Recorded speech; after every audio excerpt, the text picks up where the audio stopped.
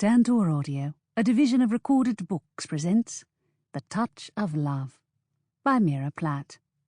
Narrated by Hollis Mccarthy. Chapter 1. Wellsford, England, August 1815. Heaven help all bachelors, Nathaniel Sherbourne, Earl of Welles, said to his companions, as they stared out the window of his study at the three young ladies seated on a fallen log beside the Sherbourne Manor pond. Despite the heat of the August sun, their bonnets had been tossed aside on the grassy bank, and their heads were bowed over a book. "Beast, your wife has just handed the Book of Love to Poppy." Alexander Beastling, Duke of Hertford, shook his head and laughed. He looked quite the pirate, with a black eye patch over the eye he'd lost during the Napoleonic War. "Are you quaking in your boots, Nathaniel?" "Should I be? They're handling the blasted thing as though it's Merlin's mythical book of spells, just recovered after 1,000 years buried in the earth." Their third companion, Thaddeus MacLaurin, Laird of Caithness, had been quietly staring at the young ladies, but now spoke. "The lasses believe that contains a powerful magic. After all, Beast was the bachelor who could not be taken down. But look at him now, not only married, but besotted and deeply in love with Goose." Nathaniel frowned. "Thad, what are you thinking? The book had nothing to do with it." His friend shrugged. "Oh, but what if it did? You and I would be in deep trouble, my friend. We like to think we have control over our own destinies, but that book could prove us wrong." He ran a hand across the back of his neck. "Lord, it's hot. My throat is parched. I'm going to walk to Wellsford for a drink. Care to join me in a pint of ale, Beast?" "What about me?" Nathaniel frowned once more. "Am I to face Poppy alone?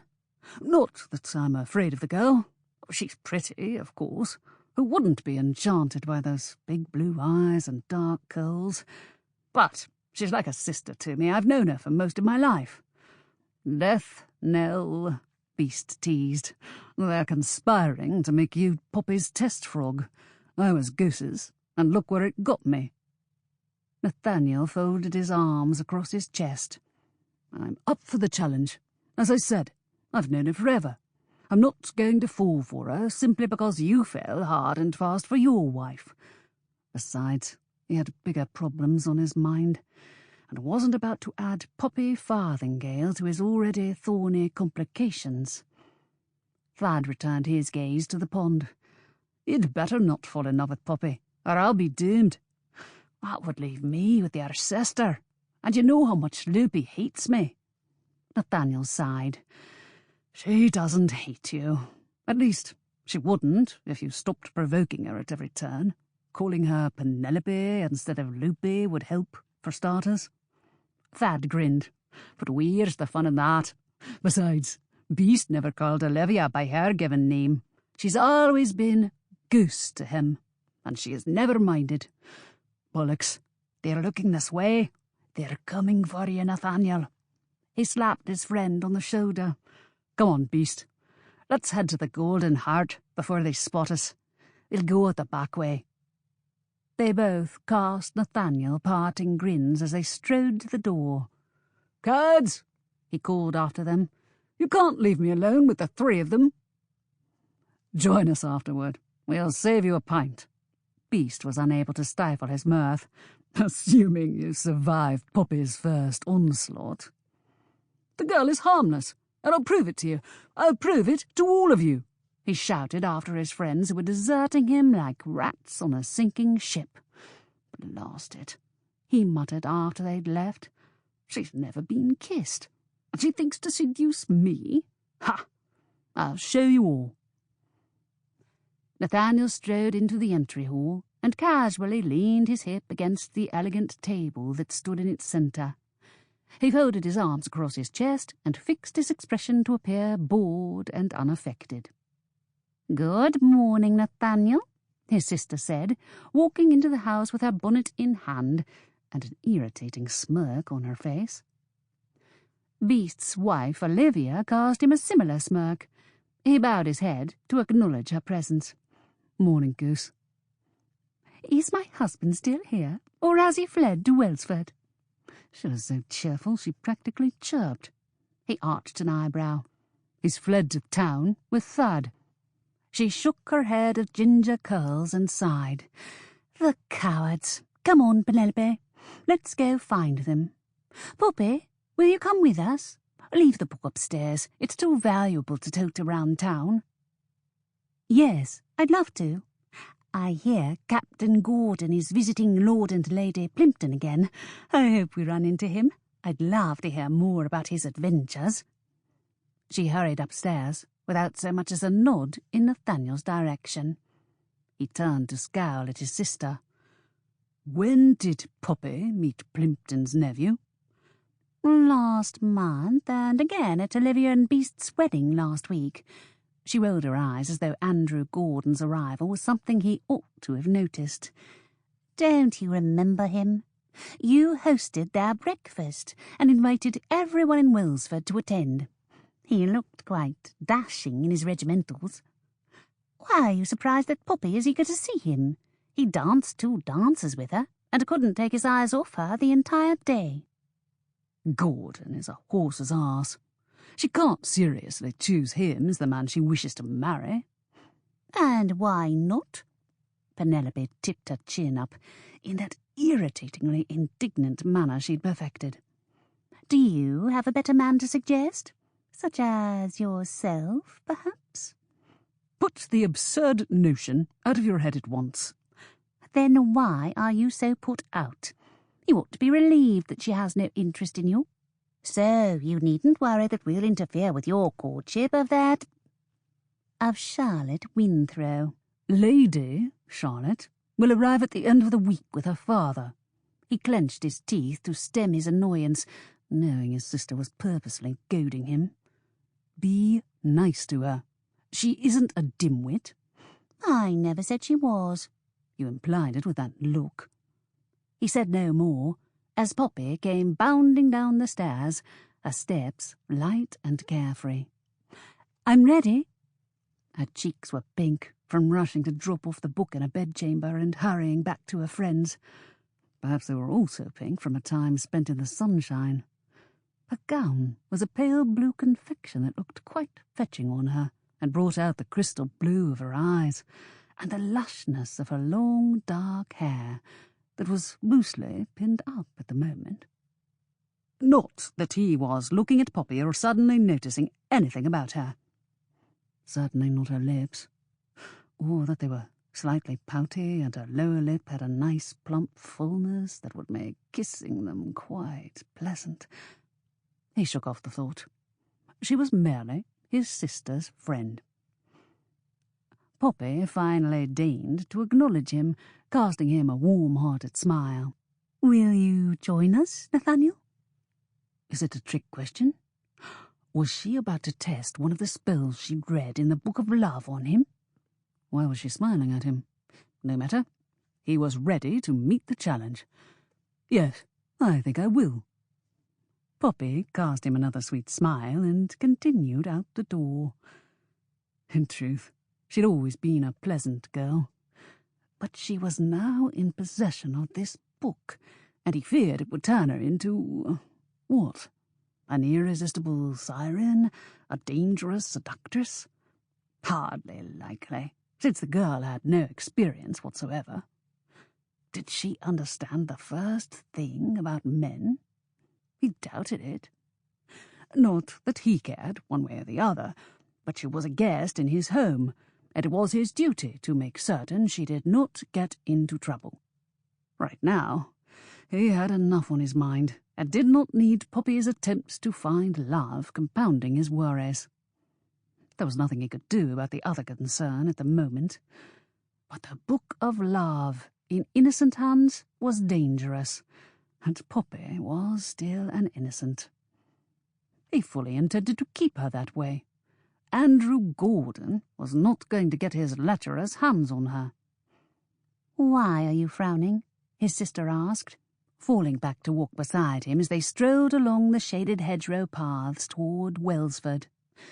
Goose and Poppy had run ahead, leaving them out of earshot for the moment, which was a good thing. He had plenty to say to her. "That book should not be in Poppy's hands. She does not know what she's doing." Penelope laughed in disbelief. "Are you afraid?" "Don't be absurd." "Jealous, perhaps?" His sister rolled her eyes. "I saw the way you three nodcocks were whispering by the window. You thought Poppy would use you as her test frog, and now you're miffed that she's chosen Captain Gordon instead." "I am not miffed. I'm worried about her. There's a difference. Besides, he's a useless dolt." "He's a captain in the Royal Dragoons." "A commission recently purchased for him by Lord Plimpton. He's never been to war. He doesn't know what it means to be a soldier. Besides, he's a rogue." His sister gasped lightly in disbelief. "And you're not?" "Of course I'm not. I'm a respected earl. Not to mention, I've actually fought in several campaigns against Napoleon, unlike that pizzle Gordon. I'd never take advantage of Poppy. Quite the opposite. I'm duty-bound to protect her." Penelope shook her head and sighed. "Fine. So she isn't to test her feminine wiles on Andrew Gordon." "Or any other man," he said, casting her a warning glower. "She has to test them out on someone. Perhaps Angus Carmichael." His sister referred to Wellsford's only doctor, who was far too necessary to its citizens to be distracted by this nonsense. "He isn't suitable." Penelope frowned. "What's wrong with him?"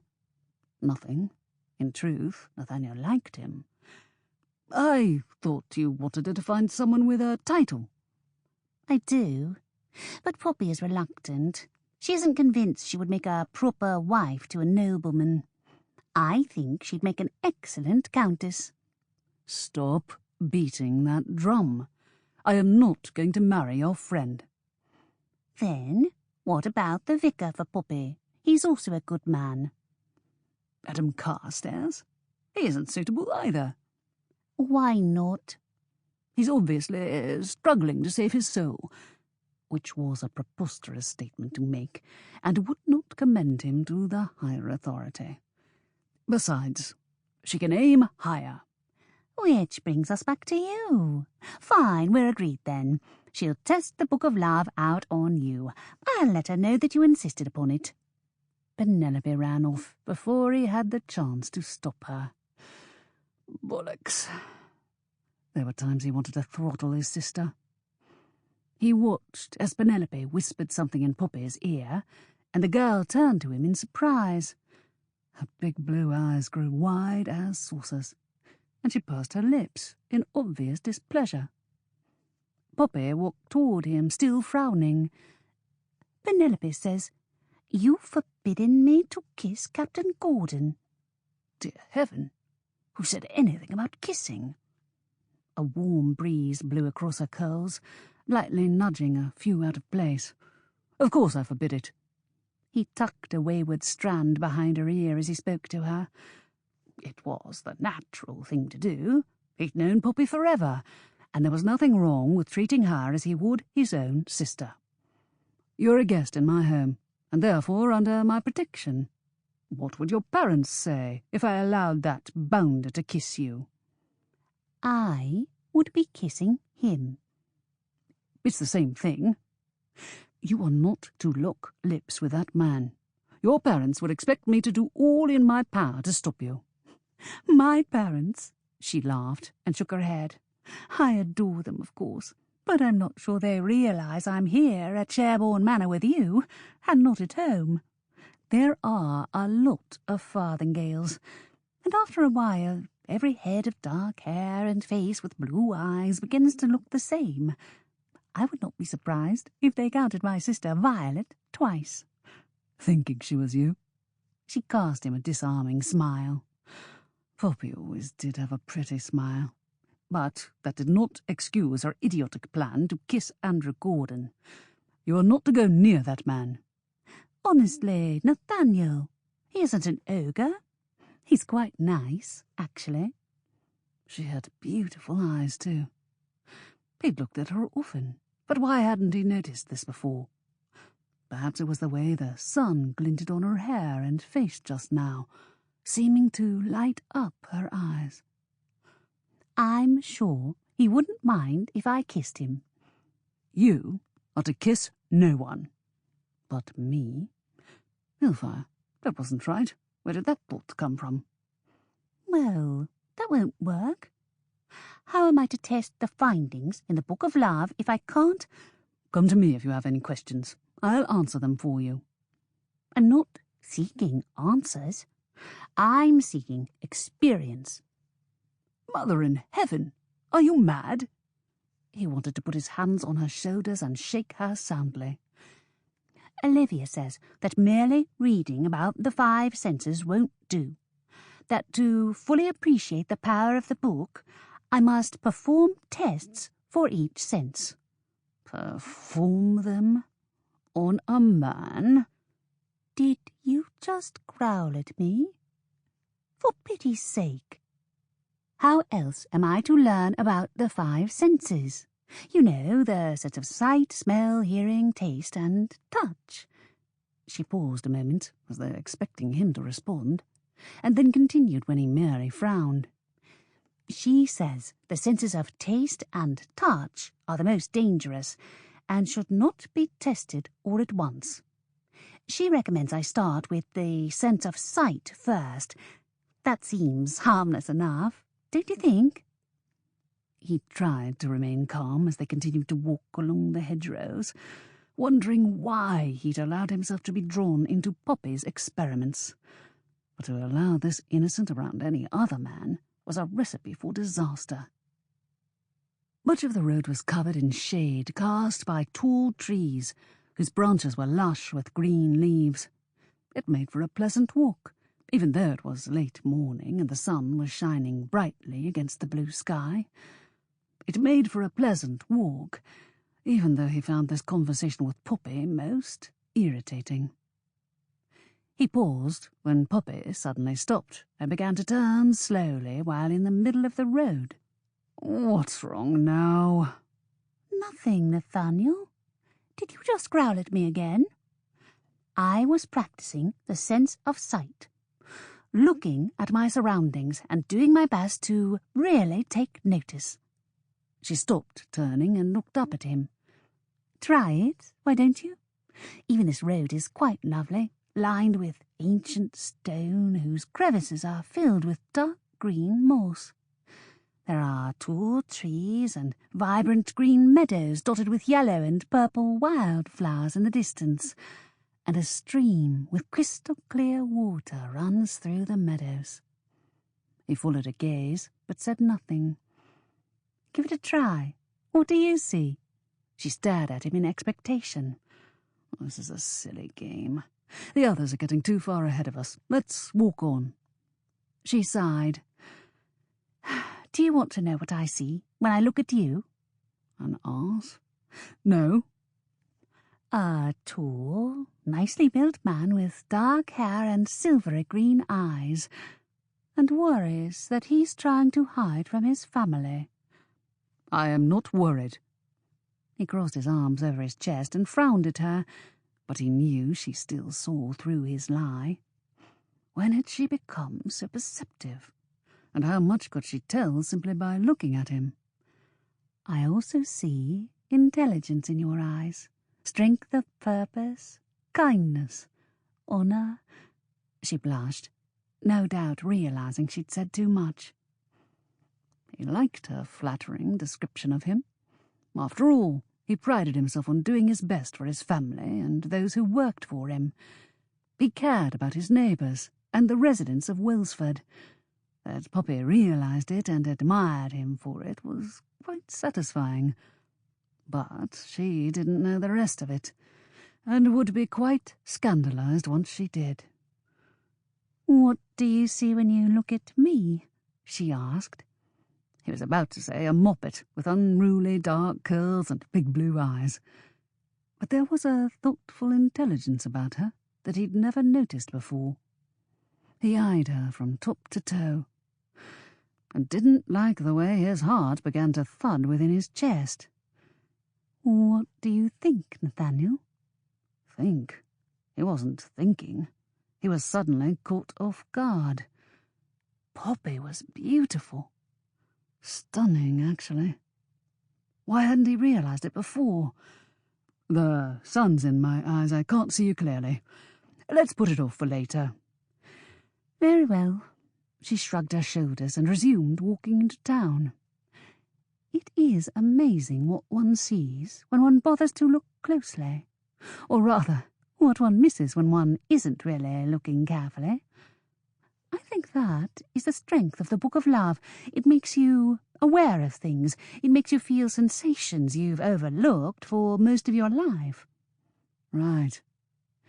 He'd known the girl for ages, and was now taking notice of her for the very first time. Perhaps there was something to this book. Poppy placed a hand on his arm, her touch soft and gentle. The blasted girl did not know how to be any other way. He wanted to find her cloying and dull, but she wasn't. She was just nice, and apparently more perceptive than he'd given her credit for. "You're looking a little tense, Nathaniel. Are you not feeling well?" I'm fine. She shook her head and laughed. "No, you're not. And don't shake your head and insist I'm wrong. We both know I'm not." What's your point? She turned thoughtful once more. "I'm a quiet person by nature, an observer of the life going on around me. Sometimes I observe too much. So I know you are anything but fine. However, I also expect you are not ready to talk about whatever it is that is troubling you." I'm not troubled. He didn't know why he felt the need to persist in denying it, especially since Poppy did not believe him. "I think we would both benefit by the Book of Love. I have a proposition for you, Nathaniel." He groaned inwardly, knowing it could only be more trouble. What is it? "I need to experience more of life. You're the perfect one to help me do it safely. I trust you and know you will always protect me. As for you, well, you need to look at your problems differently in order to find a solution. It is obvious you're stuck and don't know where else to turn. So why don't we work together toward our mutual goals? The Book of Love will help us both." Or lead us both to ruin, he said dryly. "No, it isn't possible. This book is about the power of love to make things right. And where's the harm in that? At worst, it will leave you right where you started. At best, it will fix your problem." He ran a hand through his hair in consternation.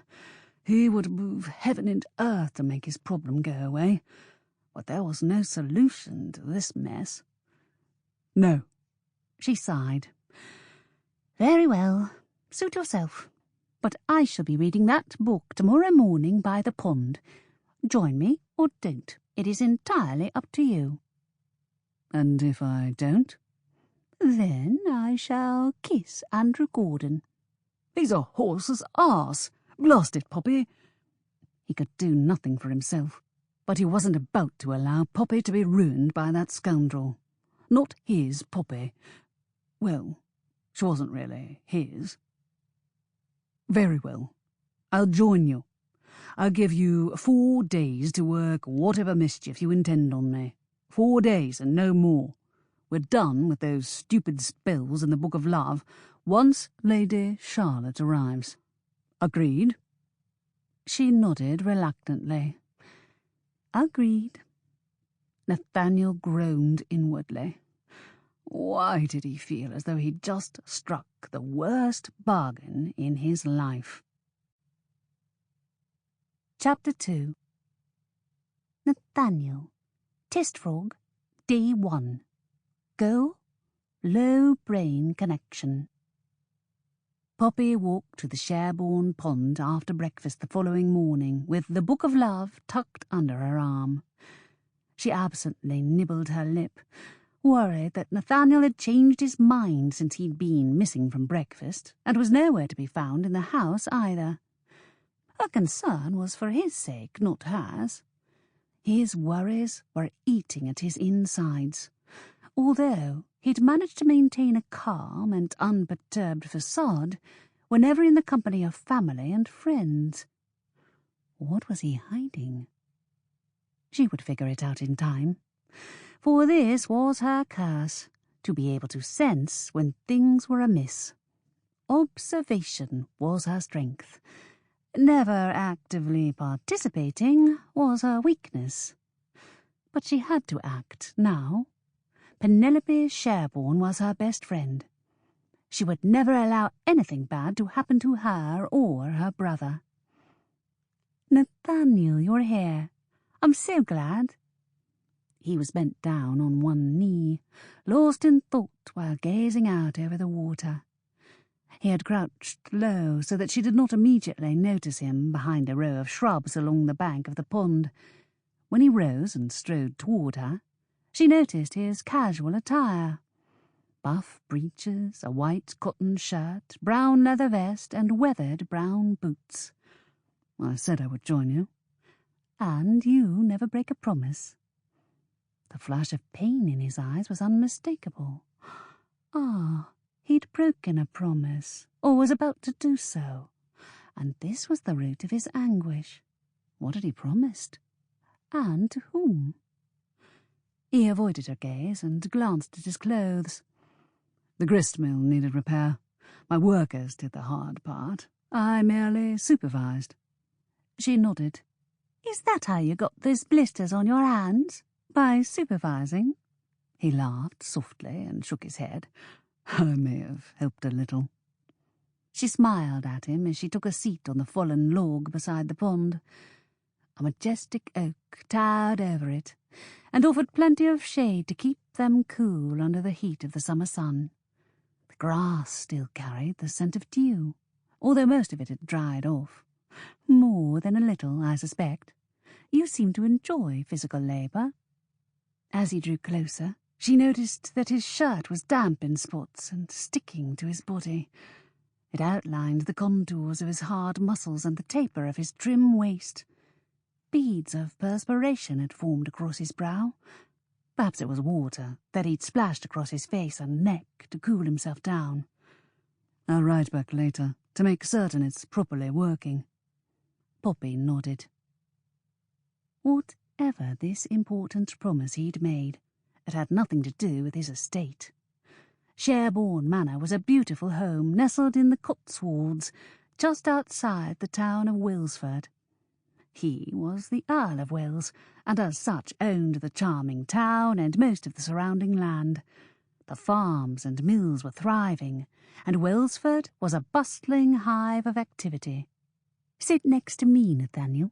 We can alternate reading the chapters. I'll start." He cast her a bored, sacrificial look, and reluctantly settled his large frame beside her. Indeed, seated close to her as he was now, she noticed the solid breadth of his chest and the muscled strength of his arms. "Don't breathe too deeply," he joked. "I'm sweating and still have corn grist in my hair." "I think I'll survive," although her heart was suddenly pounding, and there was an odd fluttering in her stomach. She ran her hand lightly over his hair and felt that it was still a little damp. His thick auburn mane felt soft to the touch, not at all bristly. It was forward of her to touch him like this, but they'd known each other forever, and he did not seem to mind. And yet, despite having known him for so many years, she suddenly felt the intimacy of the gesture. She suddenly noticed the size and strength of him, and the heat of his body so near to hers. "You've washed most of it off. There's only a speck of grist here or there." She tried not to make a fool of herself as she moved her hand away and fixed her attention on the Book of Love, opening it to the first page and taking a deep breath. But she did not immediately begin to read. Nathaniel. Sample complete. Ready to continue?